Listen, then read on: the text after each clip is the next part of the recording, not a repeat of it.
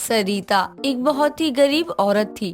वो अपने तीनों बेटों के साथ एक छोटे से घर में रहती थी। कहने को तो सरिता के 3 लड़के थे, लेकिन तीनों के तीनों ही निकम्मे थे। तीनों कोई भी काम नहीं करते थे। घर को चलाने के लिए सरिता ही लोगों के घर पर काम किया करती थी। ऐसे ही एक दिन सरिता काम से आई होती है तो घर में उसका दूसरा बेटा अखिल बैठा होता है और पूरा घर बिखरा हुआ होता है। घर की ये हालत देखकर और अखिल को वहीं बैठा देखकर सरिता उससे बोलती है। तू अकेला क्या कर रहा है? बाकी के दोनों कहाँ हैं? काम धंधा तो है नहीं तुम तीनों को, फिर कहाँ गए हैं वो? माँ, वो ना आप बाहर जब गई थी ना काम के लिए, तो उसके बाद ना हम तीनों भाइयों की बहस हो गई थोड़ी सी, इसलिए वो दोनों ना गुस्से में बाहर चले गए। और मैं कैसे जाता है? घर को अकेला थोड़ी छोड़ देता माँ। हाँ, घर में तो जैसे सोना चांदी रखा हुआ है ना, मैं घर को अकेला छोड़कर कैसे जाता? माँ, आप भी ना बहुत अजीब हो। अभी मैं भी चला जाता तो आप ये कहती कि तीनों चले गए। अब मैं रुक गया हूँ तो आप मुझे ही ताना मार रही हो। आपको क्या हमेशा मैं ही दिखाई देता हूँ? वो दोनों तो चले गए होंगे अपने दोस्तों के घर। तेरा कोई दोस्त नहीं है ना, इसीलिए तू नहीं गया। और मुझे बोल रहा है कि मैं घर की देख रेख कर रहा था, इसीलिए नहीं गया। और ये घर क्यों इतना बिखरा हुआ है? वो बहस करते समय ना तो थोड़ा बहुत हाथ वाथ चल गया ना, तो इससे सामान इधर उधर हो गया। एक काम तो किया नहीं जाता है किसी से, घर और बिखेर दिया। तुम तीनों को जरा भी शर्म नहीं आती क्या? यहाँ तुम्हारी माँ पहले बाहर काम करे और फिर घर पे आकर भी काम ही करे ना। माँ, जब गलती तीनों की है तो आप मुझे ही क्यों डांट रही हो? तुम तीनों को कुछ बोलना ही बेकार है, एक दूसरे को ही बोलने लग जाते हैं। फिर आने तो तुम्हारी बीबी, वो आएगी ना तभी अकल ठिकाने लगाएगी तीनों की। मेरी प्यारी भोली सी माँ, जब आज तक आप हमें समझा नहीं पाई तो आपको क्या लगता है कि कोई और लड़की आ जाएगी तो वो हमें समझा सकती है? नहीं माँ, आप भी ना कुछ भी सोचने लग जाती हो। जितना अभी बोल रहा है ना, बीबी के आगे तो जुबान ही ना खुले, वो सीधा करके रखेगी। शादी जब होगी ना तब की तब देखी जाएगी, अभी बात करने का कोई फायदा नहीं है। मैं थोड़ी ना तुम तीनों की शादी के लिए रुकूंगी। कोई अच्छी सी लड़की मिल जाए तो जल्दी से शादी करके निपटा दूंगी। अरे कब तक मैं ही सब संभालूं? माँ, आप ना बोल तो ऐसे ही रहिए ना, जैसे हम लोग ना आपको कितना परेशान करके रखते हैं। परेशान ही हूँ मैं तुम तीनों की वजह से। यहाँ घर में पैसे नहीं है और तुम तीनों कोई काम भी नहीं करते हो। सरिता का ये मानना था कि उसके तीनों लड़कों की शादी होगी तो जिम्मेदारी की वजह से ही सही, लेकिन उसके बच्चे काम करने लग जाएंगे। इसीलिए सरिता को अपने लड़कों के लिए 3 सगी बहनों का रिश्ता आता है और वो अपने लड़कों की शादी भी करवा देती है। शादी के ही दिन जब सरिता अपनी बहुओं को गृह प्रवेश करवा कर उनको घर लेकर आती है, तभी वहाँ उसकी पड़ोसन आती है और उससे बोलती है। अरे सरिता, तू वैसे ही खुद का और अपने बेटों का खर्चा अकेले ही उठा रही थी और अब तो तू अपनी बहू भी ले आई है। अब कैसे इतना सब संभालेगी? अब तक जैसे सब संभाला है आगे भी वैसे ही होगा। मेरे बेटे इतने बड़े हो गए हैं, अब तो इनकी शादी का समय ही था और अच्छी लड़कियां मिल गई थी तो क्यों इतना समय लगा ना, इसीलिए कर दी शादी। हाँ हाँ ले, अब तो तेरी बहू की पहली रसोई की रस्म भी होगी ना। और तेरी रसोई में खाने को ही कुछ नहीं होता तो तेरी बहुओं की पहली रसोई की रस्म कैसे होगी? मेरी बहुएं मैं कोई अमीर खानदान से नहीं लाई हूँ। मेरी बहुएं भी मेरी तरह ही गरीब घर से हैं। वो भी तीनों की तीनों बहू समझदार हैं। लो, गरीब सास की तीनों गरीब बहुएं ही आई हैं। अरे कम से कम बहुएं तो अमीर घर की ले आती जो थोड़े पैसे लेकर आती। कम से कम तेरे घर में थोड़े पैसे तो ही आ जाते। मुझे मेरी बहू के ही आने की खुशी है और मेरी तीनों गरीब बहुएं ही मुझे बेहद पसंद है। बहुओं जाओ, तुम थोड़ा आराम कर लो, फिर अपनी पहली रसोई की तैयारी कर लेना। सरिता इतना बोलकर अपनी तीनों बहुओं को आराम करने के लिए भेज देती है। थोड़ी देर बाद सरिता की तीनों बहुएं, बड़ी बहू मोनिका, दूसरी बहू रोली और तीसरी बहू वर्षा, तीनों रसोई में जाती हैं। तभी रोली बोलती है। आज हम तीनों की पहली रसोई है। मुझे गुड़ की खीर बहुत अच्छी बनाने आती है, मैं तो वही बनाऊंगी। और आप दोनों क्या बनाओगी खाने में? वैसे मैं भी यही सोच रही थी कि गुड़ की ही खीर बना दूं, वो ज्यादा सही रहेगी ना और जल्दी भी बन जाती है, इसलिए मैं भी बना देती हूँ। तीनों बहुएं आपस में पहली रसोई में क्या बनाएं ये बात कर रही होती हैं कि इतने में वहाँ पर सरिता आती है और उसके हाथ में काफी ज्यादा सामान होता है। रसोई में सामान रखते हुए सरिता बोलती है। ये लो बहुओं, भले ही हम गरीब हैं, लेकिन मेरी तीनों बहुओं पहली रसोई में कोई कमी नहीं आनी चाहिए, इसीलिए मैं सारा सामान ले आई। जिस किसी को भी जो सामान चाहिए ना वो ले लेना इसमें से। माँ जी, लेकिन ये सारा सामान आप लाई कहाँ से? हम तीनों गरीब बहुओं की तरह तो आप भी गरीब हो। मेरे तीनों बेटे नालायक हैं पूरे, इसीलिए मैं गरीबी का रोना गाती रहती हूँ, वरना तो मेरे पति की पेंशन आती ही है और मैं भी अच्छा ही कमा लेती हूँ। इसका मतलब ये है कि आपकी तीनों बहुएं गरीब हैं? और नहीं तो क्या। अब क्या माँ जी लिख कर दे, तब आपको समझ आएगा। माँ जी आप जाइए, हम अपनी पहली रसोई का खाना बना कर लाते हैं। ठीक है, मेरी तीनों बहुओं की पहली रसोई का मुझे बेसब्री से इंतजार था और आज वो दिन आ ही गया। चलो तुम तीनों पहली रसोई के लिए बढ़िया सा खाना बना लो, हम सब तुम्हारा बाहर इंतजार कर रहे हैं। माँ जी आप चिंता मत करो, आपका इंतजार आज पूरा हो जाएगा। हाँ, आज आप जाओ, तभी तो हम अपनी पहली रसोई की तैयारी करेंगे ना। सरिता के जाने के बाद वर्षा बोलती है। माँ जी तो इतना सब देकर चली गई, लेकिन मुझे नहीं लगता है कि हमें इन सब चीजों का इस्तेमाल करना चाहिए।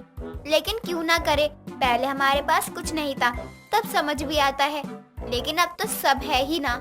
सब है, इसका मतलब ये थोड़ी ना है कि हम ये भूल जाए कि हम तीनों गरीब बहुएं हैं। मैं तो गुड़ की ही खीर बनाऊंगी। हमें माँ जी के पैसे बचाना चाहिए, ना कि ये बेफिजूल खर्च करना चाहिए। हाँ, वर्षा सही बोल रही है, मैं वर्षा की बात से सहमत हूँ। हमारी पहली रसोई है, इसका मतलब ये थोड़ी है कि हम माँ जी के सारे पैसे खर्च कर दें। तीनों बहुएं अपनी पहली रसोई के लिए खाना बनाने लगती हैं। थोड़ी देर बाद तीनों एक साथ बाहर सबके लिए खाना लेकर आती हैं। वहाँ पर सरिता की पड़ोसन भी बैठी होती है। तीनों बहुएं सबको खाना परोस देती हैं, लेकिन तीनों बहुओं का ही खाना बहुत सादा होता है। ये देखकर पड़ोसन बोलती है, आखिर सरिता की गरीब बहुओं ने गरीबों वाला ही खाना बनाया है, गुड़ की खीर और आलू की सब्जी पूरी। मुझे लगा था आज तो कुछ अच्छा खाने को मिल ही जाएगा, लेकिन आज भी यही। मैंने जरूरत का सारा सामान लाकर रखा तो था रसोई में, फिर भी तुम तीनों ने यही खाना बनाया। हाँ माँ जी, हम आपकी तीनों गरीब बहुएं हैं, तो हमें जो ठीक लगा हमने वही बनाया है। और हाँ माँ जी, आप ये खाना खाओ और फिर बताना, 3 गरीब बहुओं की रसोई भी अमीर बहुओं की पहली रसोई से कम नहीं है ना। हाँ माँ जी, खाइए आप सब। इतना बोल रही है कि अच्छा होगा, तो चलो ठीक है, खा ही लेते हैं। तभी तो पता चलेगा जिसकी इतनी बड़ाई कर रहे हैं वो कैसा बना है। जी आप खाइए तो खाइए तो सही। सही। तीनों बहुओं के बोलने के बाद सभी लोग खाना खाने लगते हैं। जैसे ही सरिता खाना खाती है, सरिता को गुड़ की खीर इतनी पसंद आती है और वो बोलती है, बहू वाकई में ये बहुत स्वादिष्ट है। मैंने आज तक कई लोगों के हाथ की खीर खाई, लेकिन इतनी अच्छी खीर तो शायद ही आज मैं पहली बार खा रही हूँ। बिल्कुल सही कहा माँ, आपकी तीनों ना गरीब बहुओं ने ना पहली रसोई में सबका दिल खुश कर दिया। मुझे जरा और खीर देना। मुझे उम्मीद नहीं थी सरिता, तेरी गरीब बहुओं की पहली रसोई सच में इतनी अच्छी होगी, लेकिन इन तीनों ने ही मुझे गलत साबित कर दिया। सच में मैंने बहुओं को सब दिया था जिसे उनकी पहली रसोई और अच्छी हो सके, लेकिन उन्होंने अपनी गरीबी के अंदाज में ही अपनी पहली रसोई अच्छी बना दी। सरिता और बाकी सभी लोगों को तीनों गरीब बहुओं की पहली रसोई बेहद पसंद आती है और सब बहुत खुश भी होते हैं। सुमन को पढ़ने लिखने का बहुत शौक था, लेकिन किसी कारण उसके घर वालों ने उसकी शादी एक गरीब घर में राघव नाम के लड़के से कर दी। शादी के बाद भी सुमन को पढ़ने का कभी मौका नहीं मिला। राघव एक दफ्तर में काम करता था। धीरे धीरे उनके घर की आर्थिक स्थिति खराब होती जाती है और सुमन को भी काम करने की जरूरत पड़ गई थी। वो एक घर में काम करने के लिए जाती है, जहाँ की मालकिन उससे कहती है, ये बताओ कि तुमने पहले कहीं पर काम किया है या यहाँ पर पहली बार कर रही हो? हाँ मैडम, हमें सब आता है। अपने घर में तो हम झट से काम पट से आराम किया करते थे। आपको कभी भी किसी भी काम को करने की कोई जरूरत नहीं पड़ेगी। जुबान तो बहुत चलाती हो, इसी तरह हाथ पैर भी चला लोगी तो तुम्हारे लिए अच्छा रहेगा। कल से आ जाना काम पर, 10,000 महीना पगार होगी और मुझे काम अच्छे से चाहिए। छुट्टी मत करना, कोई बहाना मत करना। जी मैडम, आप जैसा कहेंगी मैं वैसा ही करूँगी। इतना कहकर अब सुमन वहाँ से चली जाती है। शाम के समय वो अपने हस्बैंड से कहती है, सुनिए जी, आज मैं काम देखने गई थी। जहाँ काम देखने गई थी ना, वहाँ की मालकिन थोड़ी खड़ूस लग रही थी, लेकिन धीरे धीरे जैसे ही वो मेरा काम देखेगी तो खड़ूस नहीं रहेगी। पैसे भी सही नहीं दे रही, 10,000 महीना। अब आप भी काम करना और मैं भी काम करूँगी। अब हम घर आराम से चला पाएंगे। अरे ये तुम क्या कर रही हो? अब तुम काम करोगी, वो भी दूसरों के घर में, नौकरों का काम? नहीं नहीं नहीं नहीं, तुम ये काम नहीं करोगी। तुम इतनी पढ़ी लिखी और समझदार लड़की हो, तुम्हें ये काम करना शोभा नहीं देगा। अजी आप ये कैसी बातें कर रहे हैं? आज के जमाने में पति पत्नी मिलकर काम करते हैं तभी घर चलता है। तो क्या हुआ अगर मैं आपसे ज्यादा पढ़ी लिखी हूँ? काम कोई छोटा बड़ा नहीं होता। अब भला मुझे कौन सा सरकारी नौकरी मिलने वाली है? भगवान ने चाहा तो तुम्हें भी सरकारी नौकरी मिल जाएगी कभी ना कभी, लेकिन तुम यह काम मत करो। आप चिंता मत कीजिए, सब ठीक होगा। मैं भी तुम्हारे साथ घर संभालना चाहती हूँ। अच्छा ठीक है बाबा, तुम्हें जो करना है करो। इतना कहकर अब दोनों खाना खाते हैं। ऐसे ही एक दिन और बीत जाता है और अगली सुबह सुमन काम पर चली जाती है, जहाँ वो पूरा काम करती है और फिर सफाई करने वो मालकिन के बेटे के कमरे में जाती है, जहाँ उसकी बहुत सारी किताबें रखी थी। किताबों को देखकर सुमन कहती है, ये क्या, यहाँ तो बहुत सारी किताबें हैं, ये तो देखी हुई लग रही हैं। सुमन उन किताबों को देखकर उन्हें पढ़ने लगती है। इतनी ही देर में वहाँ पर मालकिन का बेटा नितिन आ जाता है और सुमन को देखकर कहता है, अरे तुम कौन हो और यहाँ मेरे कमरे में क्या कर रही हो? अरे छोटे मालिक, आप माफ करना, मैंने आपकी किताबों को हाथ लगाया। वो सब छोड़ो और ये बताओ कि तुम हो कौन और यहाँ क्या कर रही हो मेरे कमरे में? छोटे मालिक, वो बस मैं आपकी कुछ किताबें साफ कर रही थी और कुछ नहीं। मैं आज ही यहाँ आई हूँ काम करने के लिए। क्या तुम्हें पढ़ना आता है? ज्यादा नहीं, बस 12वीं क्लास तक ही पढ़ी हूँ। अच्छा, तो तुम यहाँ ये सब काम क्यों कर रही हो? आगे पढ़ाई क्यों नहीं की तुमने? हम गरीबों के नसीब में नहीं है ये सब मालिक। हम तो बस 2 वक्त की रोटी के लिए दिन भर मेहनत करते हैं और अपना गुजारा चलाते हैं। और अब हमारी कहाँ है उम्र पढ़ने वाली? अरे ऐसा कुछ नहीं है, पढ़ने की कोई उम्र नहीं है। तुम अब भी पढ़ सकती हो, पता है तुम्हें? दोनों आपस में बात कर ही रहे थे, तभी वहाँ पर मालकिन आ जाती है और दोनों को देखकर कहती है, यहाँ ये सब क्या हो रहा है? और तुम सुमन, तुम यहाँ काम करने आई हो या बातें करने? कहा था ना चुपचाप काम करना। माफ कीजिए मालकिन, मैं भी करती हूँ सारा काम। इतना कहकर अब सुमन वहाँ से चली जाती है। यूं ही कुछ दिनों तक सुमन काम करके अपना घर चलाती है। अगली सुबह सुमन के घर उसकी सास विमला आती है और कहती है, अरे बहू, मैंने सुना है कि तू अब दूसरों के घरों में काम करने जाती है। ये सब शोभा नहीं देता तुझे। माँ जी, वो घर में कुछ दिक्कत आ गई थी और सिर्फ आपके बेटे के पैसे के खर्चे से घर नहीं चल पा रहा था, इसलिए मुझे भी काम करना पड़ा। और काम करने में कौन सी बुराई है? 2-4 पैसे घर आएंगे तो मजा ही आएगा। अरे मैं मना नहीं कर रही हूँ तुझे काम करने के लिए, लेकिन तुझे पता है मेरी पड़ोस में जो सुनीता रहती है ना, उसकी बहू रीमा है ना, उसकी सरकारी नौकरी लगी है। अगर कुछ करना ही है तो अच्छा ही करो, जिससे कि हमारा नाम भी हो। नौकरों की तरह काम करने में क्या फायदा, बदनामी ही होगी। लोग कहेंगे फलाने की बहू दूसरों के घर में काम करने जाती है, झाड़ू पोछा करती है। माँ जी, अगर मेरे घर वालों ने मेरी शादी नहीं कराई होती और आप मुझे आगे बढ़ने देती तो शायद आज मेरी भी सरकारी नौकरी होती। अगर तुझे पढ़ा भी देते तो कौन सा तू कुछ कर लेती? करना तो तुझे झाड़ू पोछा ही है। हमारी किस्मत में कहाँ ऐसी बहू जो सरकारी नौकरी करती हो। अपनी सास की कड़वी बातें सुनकर अब सुमन चुपचाप अपने काम पर चली जाती है, जहाँ पर वो फिर से मालकिन के बेटे के कमरे में सफाई करने जाती है, जहाँ वो देखती है कि नितिन अपने कमरे में सारी किताबें बांध कर रख रहा था। ये देखकर सुमन कहती है, अरे छोटे मालिक, आप ये सब क्या कर रहे हैं? कहाँ लेकर जा रहे हैं इन सारी किताबों को? अरे अब क्या बताऊं आपको, मैंने कलेक्टर का एग्जाम दिया था लेकिन उसमें पास नहीं हो पाया, इसलिए इन किताबों को फेंक रहा हूँ। क्या फायदा इन किताबों का जब मैं पास ही नहीं हो रहा हूँ। अरे आप इतनी जल्दी हार कैसे मान सकते हैं? आपको एक बार और कोशिश करनी चाहिए, क्या पता आप पास हो जाओ इस बार। लेकिन मैं करूँ क्या, मुझसे अकेले पढ़ाई होती ही नहीं है। बहुत बार कोशिश कर चुका हूँ। आप भी तो पढ़ी लिखी हैं, आप क्यों नहीं ट्राई करती पढ़ने का?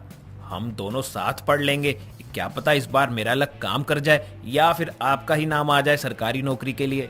छोटे मालिक, मैं ये कैसे कर सकती हूँ? मैं तो आप जितनी पढ़ी लिखी भी नहीं हूँ, मैंने तो बस 12वीं क्लास तक पढ़ाई कर रखी है। तो क्या हुआ, आप एक बार ट्राई कर लीजिए, क्या जा रहा है ट्राई करने में। लेकिन मैडम जी को पता चला कि मैं यहाँ पढ़ाई कर रही हूँ तो वो मुझे नौकरी से निकाल देंगी। आप उसकी चिंता मत कीजिए, मैं माँ को संभाल लूंगा। बस आप इन किताबों को पढ़िए, मुझे यकीन है कि आपकी नौकरी पक्का लगेगी। ठीक है छोटे मालिक, अगर आप चाहते हैं तो मैं एक बार कोशिश जरूर करूंगी। इतना कहकर अब सुमन उन किताबों को अपने साथ ले जाती है और जब वो उन सब किताबों को देखकर उसकी सास बिमला उससे कहती है, बहू ये सब क्या है? इतनी सारी किताबें कहाँ से ले आई? अब फिर से स्कूल जाने वाली है क्या तू?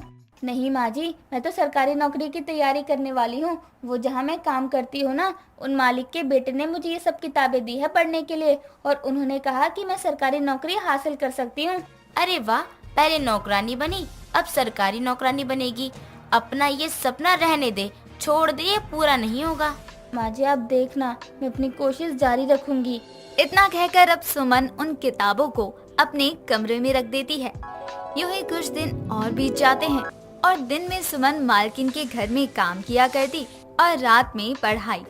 और फिर कुछ समय बाद सुमन के एग्जाम की डेट भी आ जाती है और नितिन सुमन से कहता है, सुनिए, आप इतने दिनों से पढ़ाई कर रही हैं, अब एग्जाम की डेट भी सामने आ गई है, तो अब आप तैयार रहना एग्जाम के लिए। छोटे मालिक, मुझे तो बहुत डर लग रहा है, अब कहीं मैं फेल ना हो जाऊं। अरे दीदी, आप इतना मत सोचो, बस जाकर तैयारी करो और सब ठीक होगा। कुछ दिन और ऐसे ही बीत जाते हैं और अब सुमन एग्जाम देने जाती है। एग्जाम के कुछ समय बाद अब उसका रिजल्ट आता है तो नितिन सुमन को बताता है कि सुमन एग्जाम में पास हो गई है और उसे सरकारी नौकरी मिल गई है। ये जानकर सब हैरान थे और उन दोनों को बात करते हुए देखकर मालकिन कहती है, क्या कर रही हो तुम? आजकल बहुत बातें करने लगी हो, काम से निकाल दूंगी मैं तुम्हें। मालकिन आप क्या निकालेंगी, मैं खुद ये जॉब छोड़ रही हूँ, अब मुझे सरकारी नौकरी मिल गई। आरती एक सोशल वर्कर थी जिसकी वजह से उसका पूरा समय वृद्धा आश्रम में ही गुजरा करता था। बाहर वालों की नजरों में आरती की बहुत अच्छी छवि थी कि वो बूढ़े और बेसहारे लोगों की मदद करती है, पूरे दिन वृद्धाश्रम में लोगों की सेवा करती थी। लेकिन वहीं दूसरी तरफ घर आने के बाद वो अपनी बूढ़ी सास से सीधे मुंह बात तक नहीं करती थी। वो घर के सभी काम अपनी सास से करवाया करती थी। ऐसे ही एक सुबह आरती वृद्धाश्रम जाने के लिए तैयार होकर अपने कमरे से नीचे आती है। तभी उसकी सास कुसुम, जो कि चाय की ट्रे लेकर रसोई से निकल रही होती है, लड़खड़ा कर जमीन पर गिर जाती है। तभी आरती अपनी सास को इस तरह देखकर वो अपनी सास से गुस्से में बोलती है, माँ जी, आपने ये क्या किया? कितना महंगा कप तोड़ दिया मेरा। एक काम आप ठीक से नहीं कर सकती? आए दिन कुछ न कुछ तोड़ती ही रहती हैं आप। माफ कर दे बहू, कल से मेरी तबीयत कुछ ठीक नहीं है, इसलिए चक्कर आ गया था और मेरे हाथों से चाय गिर गई। अगर ऐसी ही बात है तो जाकर दवा लीजिए, यहाँ मेरे घर के सामानों का नुकसान करने में क्यों लगी हुई हैं? आपको पता है मैंने ये कप का सेट बाहर से मंगवाया था और आपने एक झटके में तोड़ दिया। अब जाकर पोछा लेकर आइए और फर्श को साफ करिए, किसी काम की नहीं है आप। आरती इतना कहकर हॉल में बैठकर फोन चलाने लगती है और कुसुम रसोई में जाकर पोछा लेकर आती है और हॉल में सफाई करने लगती है। तभी उसका बेटा अमित भी ऑफिस जाने के लिए तैयार होकर हॉल में आता है, अपनी माँ को पोछा लगाते हुए और अपनी पत्नी को सोफे पर बैठकर फोन चलाते हुए वो अपनी पत्नी से बोलता है, अरे क्या बात है, सोशल वर्कर तो तुम्हारी तरह होना चाहिए। अरे वृद्ध आश्रम की सोशल वर्कर का अपने घर के वृद्ध लोगों के साथ ऐसा बर्ताव है। अरे तुम्हारे वृद्ध आश्रम के लोगों को भी तो पता चले, अरे ताकि तुम्हारी ये दिखावे की जॉब चली जाए। अब फिर शुरू हो गए। मैंने कितनी बार कहा है आपसे कि मेरी जॉब को लेकर मुझसे कुछ मत बोला कीजिए, लेकिन आपको कुछ भी समझ नहीं आता। आखिर आपको मेरी जॉब से परेशानी ही क्या है? अरे मैंने कुछ गलत नहीं बोला और ना मुझे तुम्हारी जॉब की कोई प्रॉब्लम नहीं है। प्रॉब्लम तो मुझे तुम्हारे इस दोगले चेहरे से है। अरे एक तरफ तो तुम वृद्ध आश्रम में बूढ़े लोगों की इतनी सेवा करती हो, वहीं अपनी बूढ़ी सास से घर के काम करवाती हो। बेटा चुप हो जा, बहू ने मुझसे कुछ नहीं कहा है। तुम दोनों आपस में मत लड़ो। ये चाय मुझसे ही गिर गई थी तो मैंने सोचा मैं ही साफ कर दूं। अपने घर का काम करना कोई गलत बात नहीं, तू ऑफिस जा।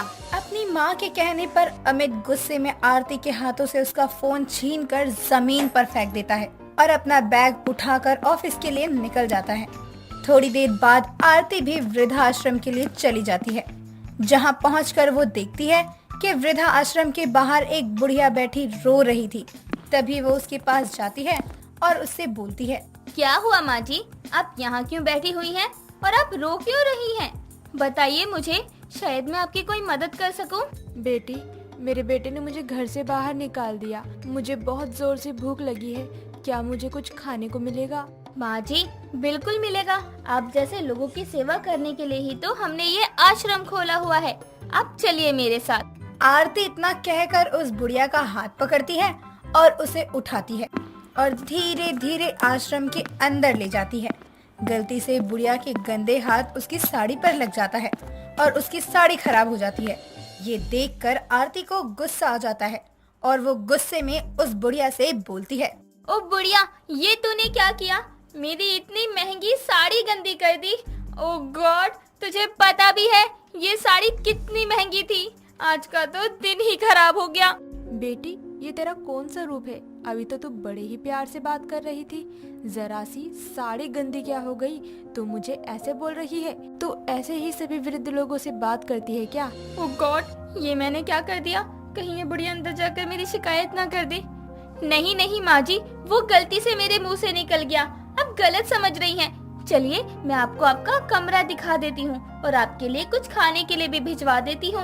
आरती इतना कहकर उस औरत को कमरे में बिठाकर वृद्धाश्रम की रसोई में जाती है और उसके लिए खाने को फल लेकर आती है और अपने हाथों से खिलाती है।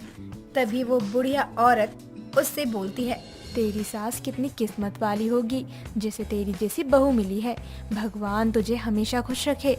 आरती की सच्चाई से अनजान बुढ़िया उसे बहुत आशीर्वाद देती है, जिसके बाद आरती अपने कैबिन में जाकर आराम से बैठ जाती है। कुछ देर बाद जब वो अपने घर लौटती है और रसोई में जाकर देखती है कि खाना तैयार नहीं है, तभी वो अपनी सास के कमरे में जाती है और देखती है कि उसकी सास चादर ओढ़कर सो रही है।